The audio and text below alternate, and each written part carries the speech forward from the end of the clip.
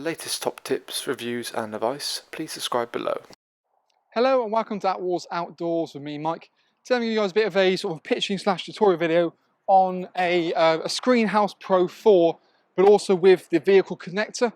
So essentially I'm going to do a pitching video on Driveaway Awning, but the main body of it is a gazebo. Makes sense a little bit, but we'll go through it in the video. So first thing I'm doing really is that you would have to have it available to attach to your model itself. You need to buy the gazebo itself, then the connector. Now the connector can work on a 4 or a 6, so it doesn't matter what size gazebo you go for. It just obviously means you have a bigger space, and it's quite versatile. It means suddenly if you want to go away and use it in the garden, you can do. You want sports events, you can do, but now you can connect to your van, take it away and create a little kind of almost like a communal gazebo attached to the main body of the awning itself.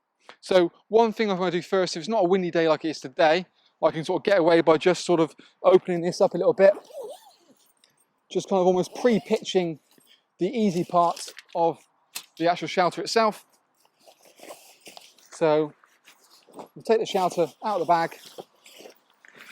The joys of obviously the fit is it's very quick and easy to pitch, goes up in absolutely no time at all.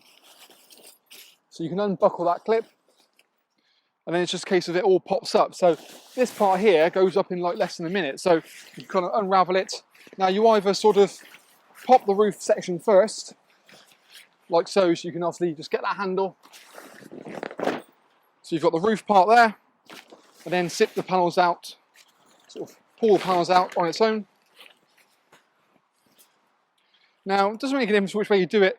If you see from our own sort of pitching and packing video we've done on the shelter on its own, I kind of did it the other way around. So I did the sides first and then the roof. Personally, I like the pop of the roof when you do it roof last. So you say, that goes up really nice and easy. What I'm going to do now is just quickly move that aside for a second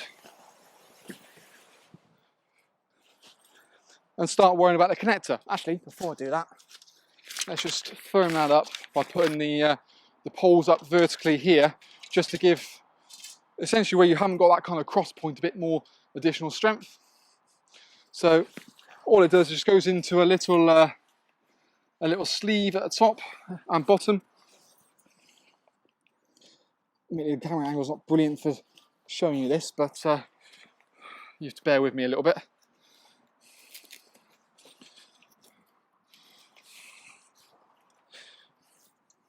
That's all I'm really doing is kind of just putting a little slot at the top and a slot at the bottom, and then from there it kind of goes in. But the Screenhouse, like I said, it's 210 denier fabric, instant frame, as you can see. It's essentially they're in the 4th generation of kind of the pop system, so it's been very much tried and tested, and it's the original kind of version. And the fact that you can now connect to your van is an absolute added bonus. Just means that suddenly this becomes an extra bit more versatile, and then you've got the sides all included, so it feels, well, exactly that. It is a sort of a driveway awning all of a sudden, because your driveway is already what it was, which is a gazebo. So for me, the connecting piece when you buy separately, obviously you get a bag included. So you unravel that along. You also got sort of these little kind of brow poles as well, so it helps to give extra height inside the tunnel. Now, for connecting the two, rather than feeding that on there and trying to slide it in, what I'm going to do is I'm going to try and feed this directly onto the rail first, and then zip the two when they're together. So on this, you've actually also got a 6mm and a 4mm beading, so it'll fit directly into a wind out if you wanted to. Admittedly, if you want to drive away, you still need a fixing kit, otherwise you'll struggle to sort of connect the two. It's much easier with a fixing kit, but because I'm not going to drive away this very second, I'm just going to feed that directly into my rail.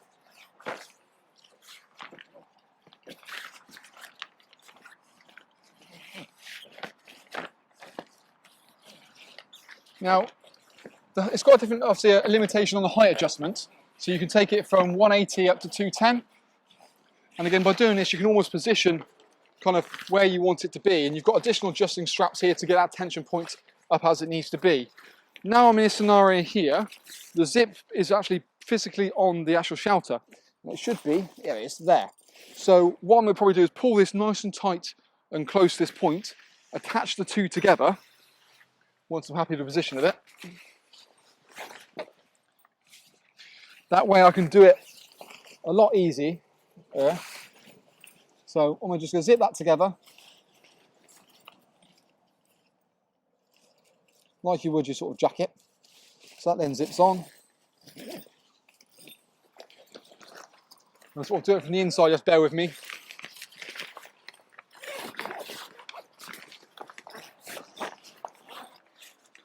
So along the roof we go.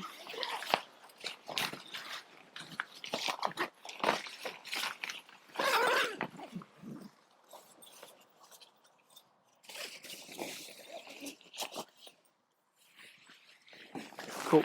And down the other side. So now I've got that as now attached on. What I want to do is almost just bring that out a little bit. Is I'm going to peg sort of underneath the van and try and get the fit as close as possible to the van. So I'm going to take that directly down, almost peg that a little bit underneath the vehicle in many ways, just to try and, like I said, get a bit more of a better fit to the van. Because when we sort of bring it forward and tension it forward, we'll find that it's going to kind of bear off a little bit. So at this point here, you don't want to over tension it too much. So we're going to pull that out just a smidge.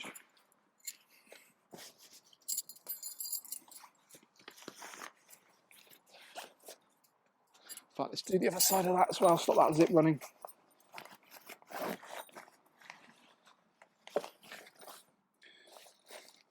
It's always one of those things that you sort of tweak it kind of as you go in many ways, and this kind of tunnel section really only is ever a sheltered area sort of to and from the main body of the awning.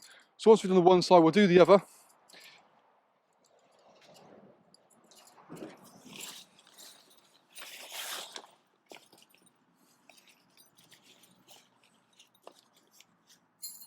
Now we've done the other side, what I'm going to do is just kind of very carefully kind of pull the whole kind of section out away from it. So you can either do it by sort of pulling the main sort of strap. You can sort of feel the tension into the tunnel itself. Make sure that's kind of looking at. You've also got a bit additional kind of, if you don't want to take it in there, there's additional strapping points here. You see you've got a little bit more kind of play in the tunnel itself. Now what you're going to do is that's where that pole's going to come in scenario and help elevate that. So it might look as saggy a little bit initially, but it will come better towards the end. What I will do is probably just give it a little bit more play, just peg that out initially so we've got a bit more strength against the wind and the weather. Once I get my fingers all in the right places. So we'll just peg that out. Peg that out a bit more.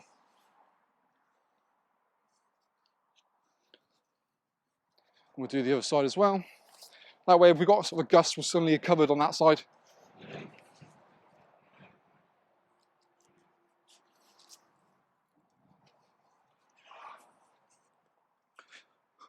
Now what I'm continuing to do is just peg out the base a little bit just to kind of help it off a little bit more. We can also take that strap up a bit more just to kind of get that tunnel section looking a little bit smarter. And just tweak that a little bit because it needs a bit more to it, I think. Let's go a bit closer underneath.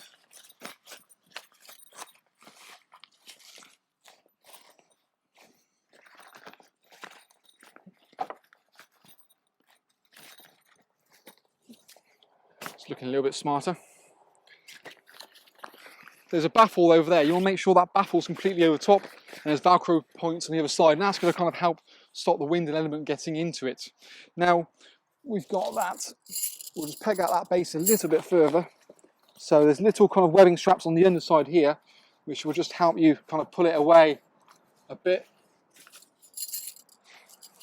And again, you want to kind of always have this perfectly dead sort of rectangular square off that side, so all these points here lining up.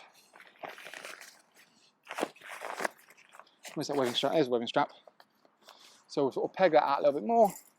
And by pegging that out also you find that you get that sort of roof looking a little bit tauter.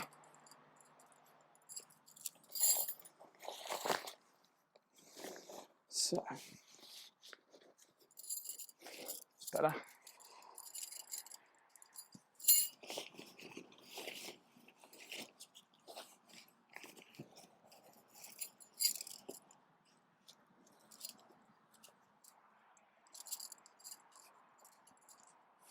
So as we've not pegged that, we might need to adjust a little bit here and there, just to make sure we're still getting the tension on it.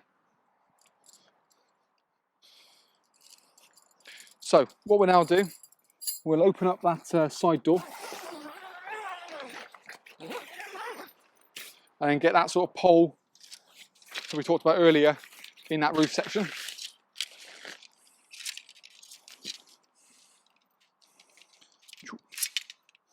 So we'll feed that through. Now, in this point, really, it sort of kind of pegs down and around, and then you tie it on the inside. But we'll bring the camera in afterwards just to kind of purely see it, to give you a bit more of an idea. So there's actually kind of a little bit of a sleeve on the inside of here, same to it is with the uprights. So we can kind of feed that in, feed it up, bring that inside, and put it in the other side. And what we'll do is we'll kind of Velcro it in place afterwards.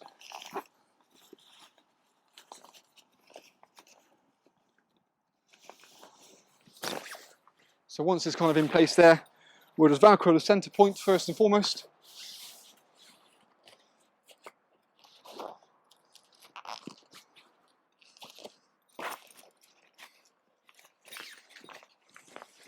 And straight away you can kind of see that tunnel is getting a lot taller, which A, helps you to open the sliding door without it hitting the point every single time, but also just gives you a lot more interior height, and actually helps it, to be fair, flow a bit better, so it feels more like as a part of the awning itself, rather than a sudden afterthought add-on.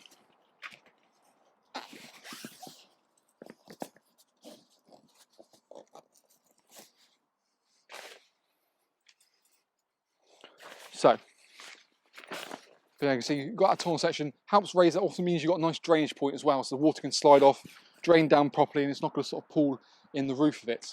Again, the drawers with the sizes, they can also completely open up, so you have it completely mesh, as per our video we've seen previously, and it just kind of gives you a bit more ability and sort of flexibility to kind of do what you want with it. But let's unpeg that actually, so you can come in and have a bit more of a better look. Again, the door section here can kind of roll back, sort of toggle back into position.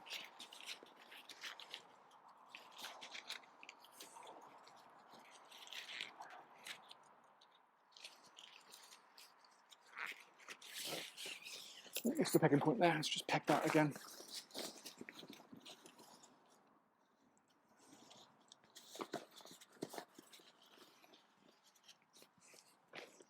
And then that door rolls back a bit nicer, but let's pick the camera up and have a little bit of a tour through.